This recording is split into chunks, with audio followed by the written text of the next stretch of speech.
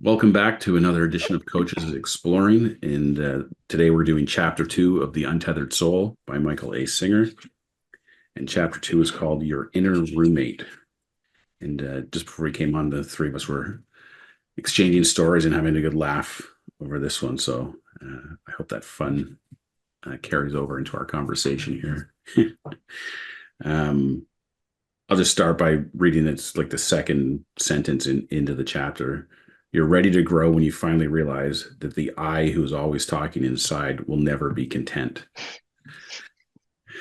And I'm like, ever since the first time I read that and thinking about it, it's like, a truer statement probably has never been spoken. Yeah. And even on, let's say we read it and say, okay, I get that. And then you at least as I read that and thought, yeah, okay, this sounds good. Sounds, if I can get to some sort of contentedness, if I stop talking to myself so much. But then it was like, wow, how do you do that? So I've got to read on more. Yeah. So great start as well, And I think he does this really throughout the book. He kind of comes in with something so simple, so obvious, but like almost startling, if not slightly worrying. So you've kind of got to read on, So Yeah. like, how do you do that? Yeah. Yeah.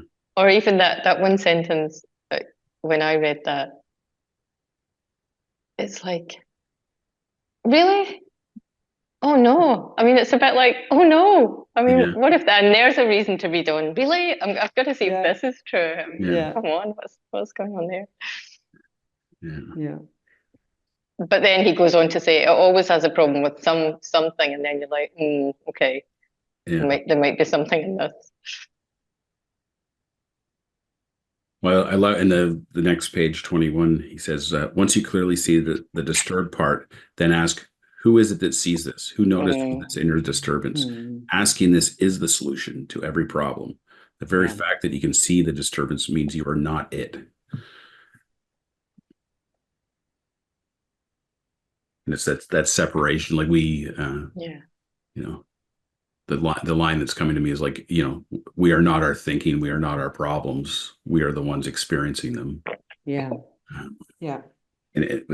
But we often take on those problems as as our identity, as who we are. And that's where we get into trouble. Or the thinking, or the result of the thinking as our identity, even.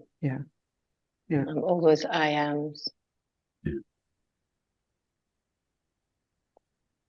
And then the sentence just shortly after, the process of seeing something requires a subject-object relationship, which brought me sort of straight back to my, I think it's Einstein who always speaks about it's subject-object, but he puts it more in terms of like the observer and the observed. And that's much the same thing.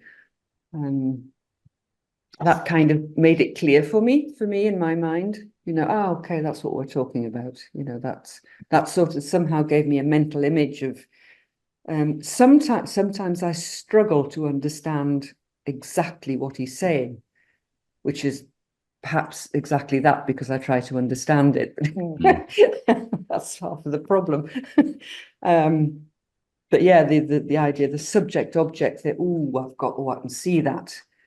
I could then kind of place me like outside of all of that, and then kind of say, that's what I'm looking at. Okay, now you've got me, kind of thing. Yeah. I don't know if this is true or even if he talks about this, but I was talking to a client the other day, and it was, the idea was the more you realize this and move your focus away from that voice and to the seat of observer or your seat of consciousness. As that process is kind of unfolding, the voice goes in like panic mode, like, no, like it doesn't want you. Yeah.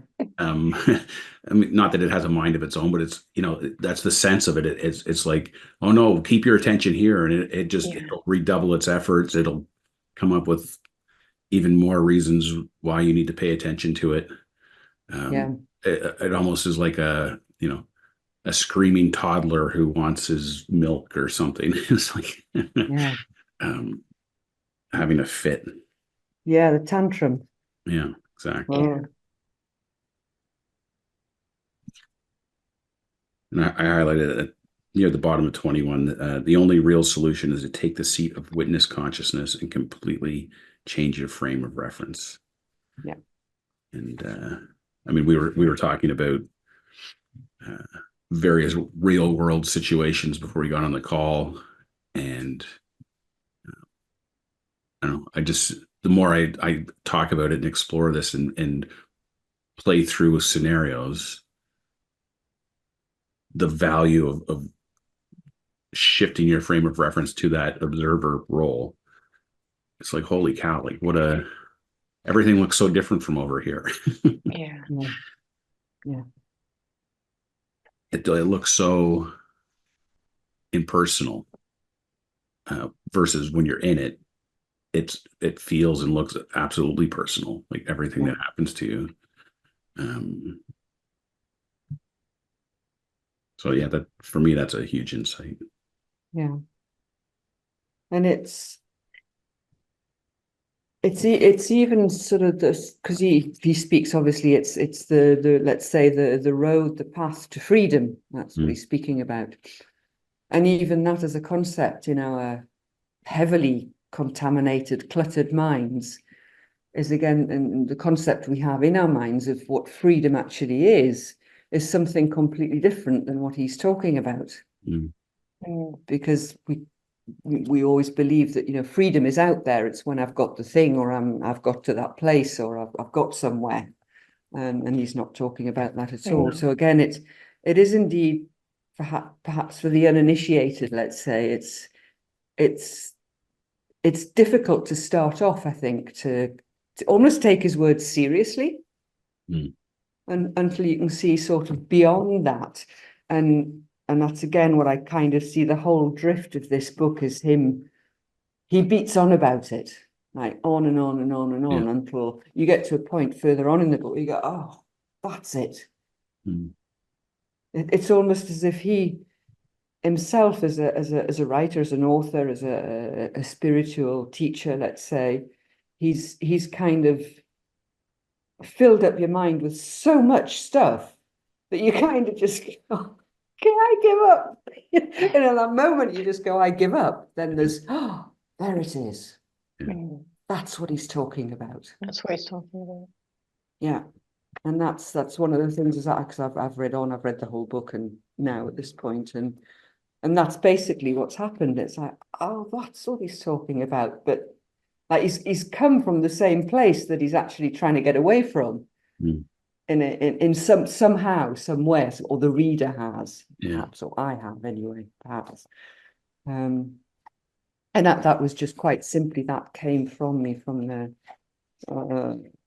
halfway down the page. To attain true inner freedom, you must be able to objectively watch your problems instead of being lost in them. Quite simply, it came out of that. Yeah. And no solution can possibly exist while you're lost in the energy of a problem. When I read that line, it made me think of, with that Einstein also, you can't solve, this isn't exactly the line, but like, you can't solve a thinking problem with the same thinking that caused the problem.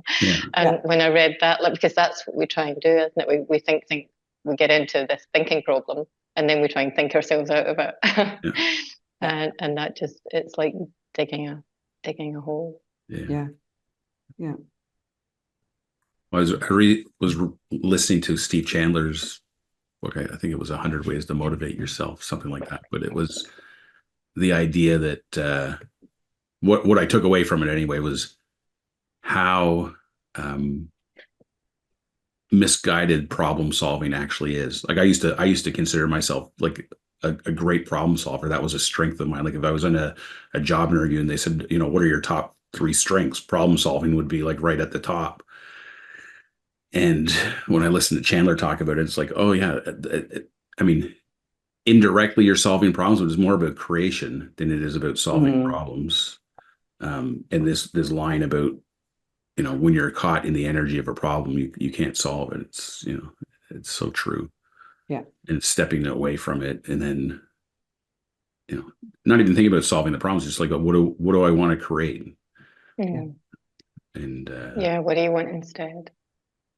Yeah. Which is the solution. Like it's a different outcome than what you had, but it's not about solving for whatever the problem is. Yeah. Yeah. And he adds to that when he says, you have to break the habit of thinking that the solution to your problems is to rearrange things outside. Which I think speaks to what you just said, Greg. Yeah. And he says the only permanent solution to your problems is to go inside and let go of that part of you that seems to have so many problems with reality. And for me, like as we review these books, I'm always in the back of my mind, how does this relate to the principles? And this line about going inside and about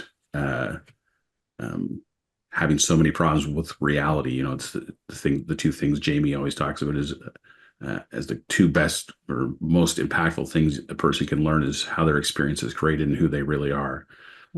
That's going inside, and that's understanding how reality is created. So I'm like, there it is. Yeah. There's the connection right there. Yeah, and for me on the other side, sorry, Lynn, go ahead. No, you're good. I'll jump in, don't worry. Yeah, just on the other side of that, perhaps to those 2 things that Jamie Smart teaches us is, and as he starts the chapter, like, who am I? But I guess the question is, well, what is reality? Or what is your reality? Or what do you believe it is? Because it's none of that. To begin your first answer to who am I think, and I'm not actually sure if I've, who are you? It's a 3rd chapter. Sorry, I'm getting confused, but so I'll leave it there and say that next to me. But but the question comes, well, what is reality then?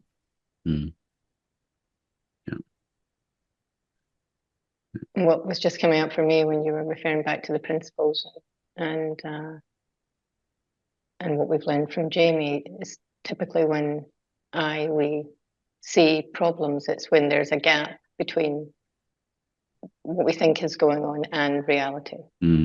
I could already give you maybe 4 examples of that from this morning. Things look like a problem, and then all of a sudden you look at it and it's like, oh, okay, that's not really what's going on.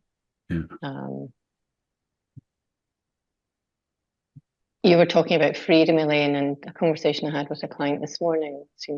One of her goals, if we're going to call it that, is, to have peace of mind and be settled, and the trying to tinker on the outside to solve that feeling. And that's kind of how we've been conditioned. Do that, do this, have that, have this, go for something. That's pretty much been standard conditioning for most of us, I would say, anyway. So it is new when to read something like this. It's not, we might have a little different take on it from what the direction we've been looking at, but it's not this wouldn't. It's like, well, why aren't we taught things like this? Know, why? If this is how it is, why are we not taught things like this? And I think there's something about making that shift, which also speaks in part to the unknown, which is another problem. That our beliefs around that word itself, the unknown.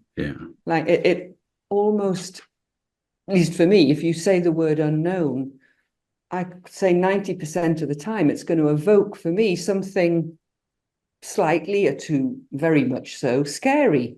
Like it's, instead of just the unknown, is just something that we do not know. And there's that gap, I think, as he lays this out, because it's the shift from the observer to the observed to the subject object situation, that kind of you go, because we're just, as you say, Lynne, we're just not taught this. And that shifts into the unknown, which then becomes scary and would be immediate, let's say, a very good reason to step back and not take that step to just shifting into that space of whatever it is, divine energy, spirituality, peace, freedom, love, that we're all actually desperately seeking. It's just that instance, that tiny little gap. It's interesting, Elaine, as you're talking about, the unknown and things. I was having images of my niece and nephew. I was visiting my brother in the summer, and they have a big property, and the twins are 7 years old. They don't have a problem with the unknown. They wake up and they're like, where's the unknown today? Like, that's where we're going. And watching them just kind of roam around the property and jump in the chicken coop, and I don't know, get into all kinds of trouble. I put the label trouble on as an adult, but for them it's just fun. It's exploring, it's learning, it's the unknown is like is what they live for. And I'm trying to think, at what point in our life do we go from well, and therein I think is your answer, because the parents sort of, once their kids are in round about whatever time curfew is considered, like that's when the problem starts. Like, where have you been? You shouldn't be doing this. You're frightened. You've been worrying me to death. Or my mums would be, you've worried me to death. Was the usual. And then that's when we realize that something is unknown and it should be scary. That's exactly it. Yeah. And then seem to completely, as you were saying, we at some point, who knows when, we lose connection with that. That curiosity, the sense of, who cares if we know about it, let's go find out. We completely lose connection and need to be brought back to that, I believe. I guess, but between parenting, schools, society, work, everything else, it's basically beaten out of us by the time we're adults. Yeah.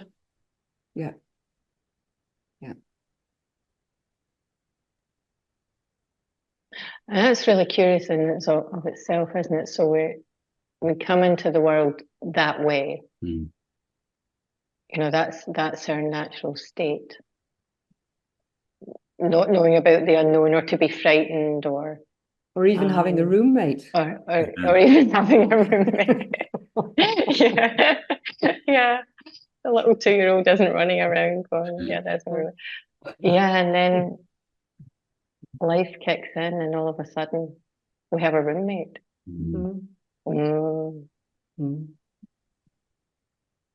So interesting. and that's where I would pick up from with the book, because he goes right on cue. There's your roommate. You may have a clear intention to be quiet inside, but your roommate won't cooperate. And there you have it. Well, I love the way he invites us to do this experiment. Spend a day watching every single thing your roommate does, and then he goes on to tell a whole bunch of stories and scenarios and things, and how if you do that for a day, well, you won't even last the day, basically. And I invite everyone, if you're reading this book, to do that experiment.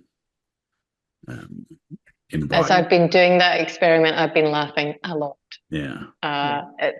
Literally 10 minutes before this call, I was having a little back and forth with Elaine about something that was going on, and I caught myself, and I was just like, oh, there it is. There it is, right there. Look at that. Oh my goodness, what's happening? I think the words you used was something like, that's ridiculous. It's ridiculous,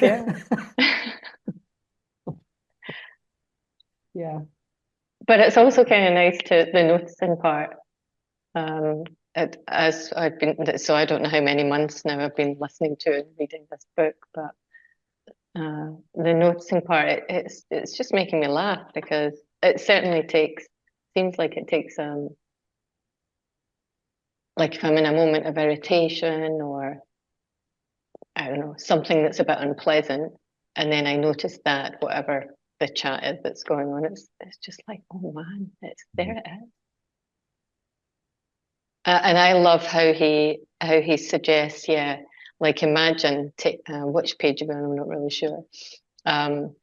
Personify externally, top of page 19.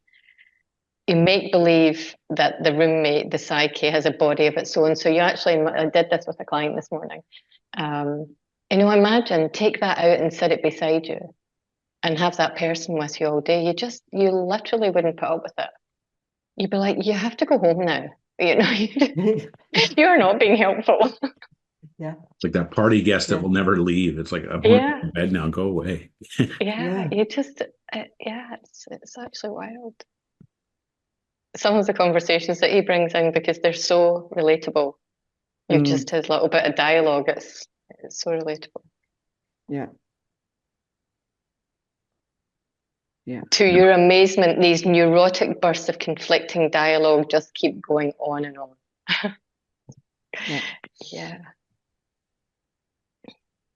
Or even, sorry, Greg, go ahead. No, you go ahead. I'm just going to say, to your amazement, or perhaps that's the problem. We should be more amazed about it, and then maybe we take notice. It's like there's like this self-acceptance that that's just the way it is. And going back to you put the guy on the couch, or the girl, whatever this persona takes on, and like you just wouldn't put up with it, and yet we do, year after year after year after year after year. And then we just say things like, oh, well, that's just who I am. I can't do anything about that because that's how I am. We don't even get angry anymore at it. Okay, well, that's just me. And I love this because it just knocks those sort of just ordinary conversation, the part of that inner chatter, it just knocks it out the window. Like rubbish, which is also difficult to kind of swallow as well, as you're going through sort of, let's say, a kind of personal development sort of course or something. That's quite a hard, bit to chew, to swallow. Like, oh my goodness, you mean I've been such a complete idiot for all these years, and now, now what am I going to do? When he's doing a little banter about wanting to have some pizza, it was he says, hey, I want to get something to eat. I'm craving pizza. No, you can't have pizza now. It's too far to drive, but I'm hungry. When will I get to eat? It's like a child arguing with his parent. And it really resonated for me because I've been through in 2021 and then this past year losing lots of weight. And the first time I lost weight, this was my existence. Almost every minute of the day was, oh, I really want to eat those chips. No, you can't eat those chips. Oh, but I really want them. And it was such hard work losing the weight the first time. And the difference working with my coach this time on losing weight is that I don't know if that dialogue wasn't going on or I just wasn't giving it any attention, but it was much easier. It wasn't a battle of wills like it was the first time. So yeah, it's so interesting. Yeah, and it's the two sides, isn't it? Yeah. It's almost like there's two, you can't have it, I want it. Yeah. You can't do it, I want to. It's like there's two sides. It's like, it's not even like it's one voice. Who am I arguing with? It's like, who am I arguing with? It's amazing. Well, and it fits in, I highlighted this line. It says, you realize that you've only had one problem your entire life and you're looking at it. It's pretty much the cause of every problem you've ever had. That was a hard one to swallow. The first time I read that, I was like, so nothing is anybody else's fault? Oh, shit. Yeah. Uh-oh. Yeah. Well, it's even interesting, the idea, because he doesn't actually use the word fault. But I had the same thought. So it's like the how we attach judgment and blame Whereas the way he's positioning, like there isn't judgment or blame. It's just, I don't know. It just is. It just is. Yeah. Yeah. Yeah. And like the presupposing of, well, it's somebody out there's fault. Somehow that's like helpful or useful, or that's the source of freedom, is it not being your fault, is the way we've been conditioned to think about it. Yeah. But the true freedom is realizing, there's no fault here at all. Like it's just the way it is. Yeah. Yeah. And at this bit at the bottom of that page, so many conversations that I have with myself or other people is this whole idea of, paying attention to the chatter, not paying attention to the chatter, believing it, doing this, doing something with it. And where he says here, will you dare to do this experiment? Don't try to make the person stop talking. When I hear people talking about meditation or mindfulness, it's some people, not all people, but listening to some people talk about mindfulness and meditation, it's, oh yeah, and the mind will be quiet, and then whatever happens. But it's like I'm trying to do something in order to have that. And what he's saying is, don't try and do anything. And what he points to all the way through the book is, this is the mind. This is going to happen. There is going to be there's going to be stuff flying back and forth, and it's not really a case of doing. It's more a case of actually not doing. Yeah, I think there's something, whatever the word means, because I'm not quite sure of this word, acceptance, which has something to do with, like there's a part of you that just simply sits back and, as he says, have you ever bothered to check those credentials? It's just okay, and then you can just kind of, somehow you just forget it, because indeed, because of what you're saying, there is no blame. There's no, what is it? Makes me say something like, no blame, no game.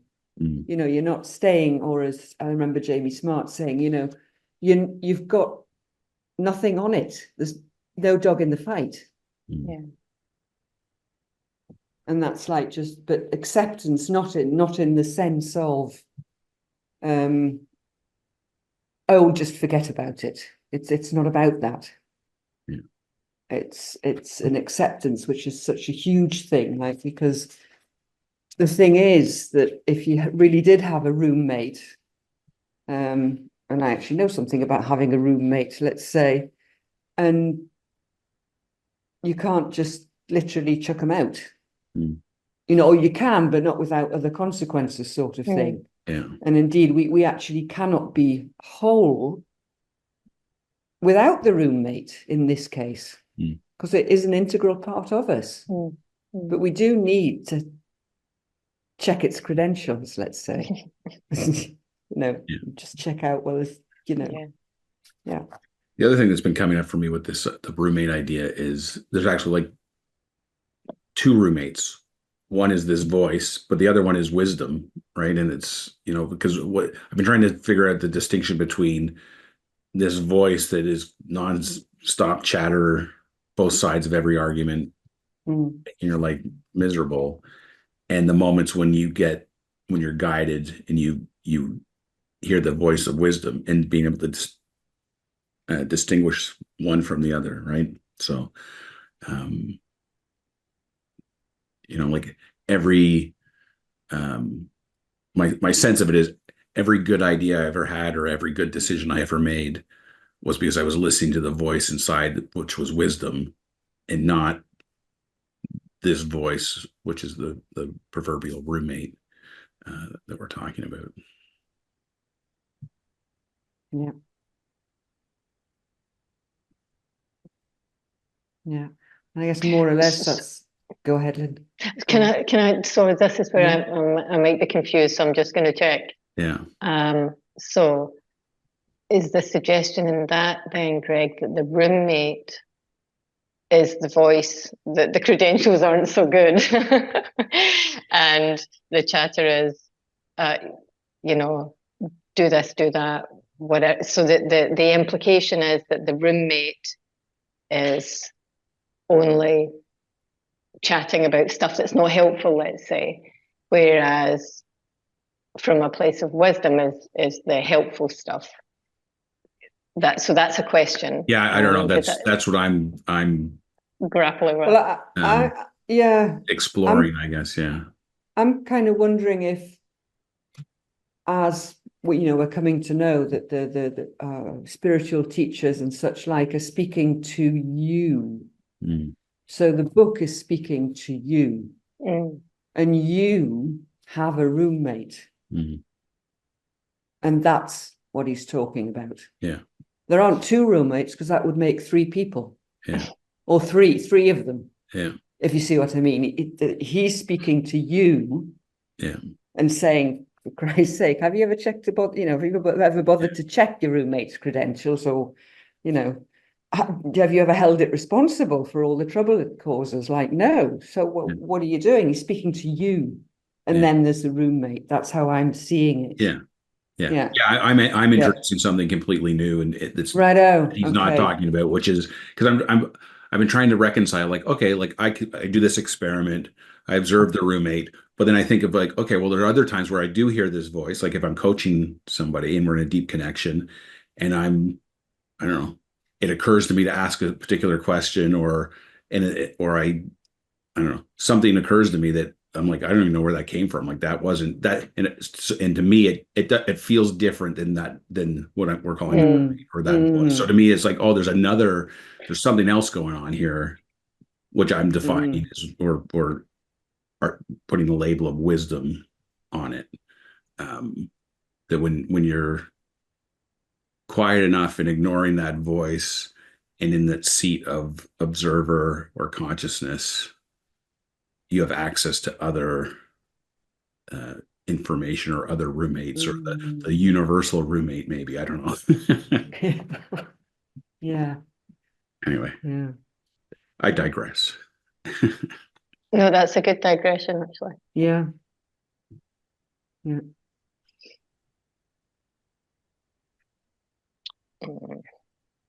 And maybe I'll read the last paragraph in the chapter to close it out. If you want to free yourself, you must first become conscious enough to understand your predicament. Then you must commit yourself to the inner work of freedom. You do this as though your life depended on it, because it does. As it is right now, your life is not your own. It belongs to your inner roommate, the psyche. You have to take it back. Stand firm in that seat of the witness, and realize and release the hold that the habitual mind has on you. This is your life. Reclaim it. Yeah.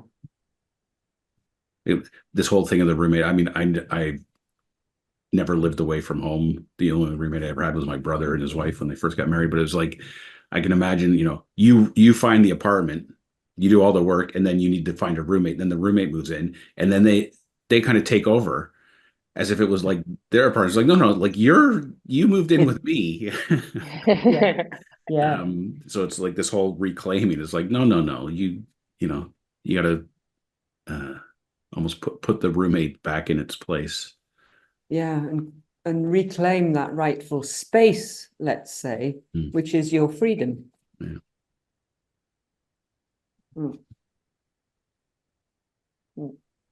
And I guess if you do that, you reclaim the space, because after all, you did actually accept the roommate in the first place.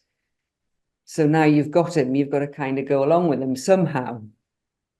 And I guess this kind of understanding, which he then relates to and would, declares to be consciousness, is the way forward. And again, doubles down on the fact, because the thing is, he's always going to be around, the roommate's always going to be there. You just got to take the manic bit out of it, and we'll do fine. There's two things that are coming. One is the word leadership, like reclaiming and taking the leadership of this, and then the other one is what Jamie always says: go there first. It's kind of like I'm thinking of this in a coaching context of, you know, if you want your clients to go there to this place of freedom, to this place of being the conscious observer, going there first yourself is a great way to demonstrate and to model A, that it's possible, and B, that you can do it. Yeah. Yeah, there's just something that occurred to me there also when you were talking about acceptance, Elaine. I think there's also, even in the going there first part, there also has to be some acceptance that at times we're going to forget about all of it. And it's going to be out the window, or we're going to be irritated, or we're going to be something, or we're going to go for the pizza, or, you know, at times that's what's going to happen, because that's kind of the human element of us, isn't it? So that might get kind of lost in there. I've just left a space there just in case you want to knock this off or whatever. Oh no. Or cut it out. It just suddenly came to mind where perhaps sitting here in this space with the three of us, I find it very healing, if you like. So that must be, you know, we connect with each other, and it's kind of a nice space, and we talk about stuff and all the rest of it. And just this thought popped into my head, of course, here's where I'm having a bit of a problem getting there. Because you see, you know, and as we were talking, well, when is it that we kind of lose that curiosity that Greg's nieces and nephew were talking about? Well, I've just realized where mine came from, because my mother always used to say to me, you know, Elaine, you're so empty-headed. Like, meaning like I didn't know anything. So how can I go back to a space that actually requires being empty-headed when, you know, the roommate is telling me, well, you can't be empty-headed. You can't sit there and think of nothing. That's kind of interesting.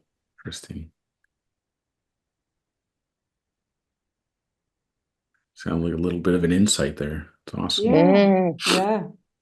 Because immediately, as I said it, you know, I thought, well, that's not true. Nothing to do with that. But yeah.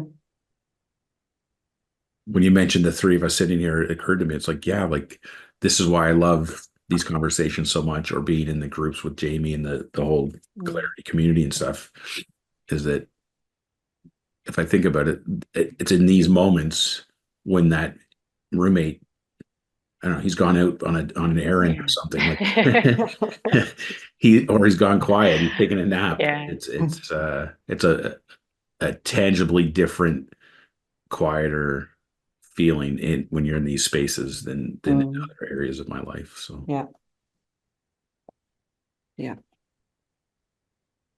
And that's interesting too. And I think as coaches, maybe that's what we offer. We offer to people, and what they experience is when we get into a connected conversation with somebody, that's one of the many gifts that we can give them, is a little bit of a break from their inner roommate.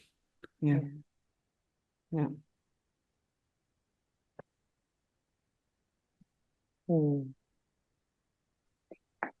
I just had this vision of, like, when you get onto a Zoom call like this, it's like our three inner roommates, we put them into a breakout room. And they're going on their own in their little breakout, and we're here, the three of us observers, having a lovely conversation. Yeah. I love that. That's official. Oh I love that.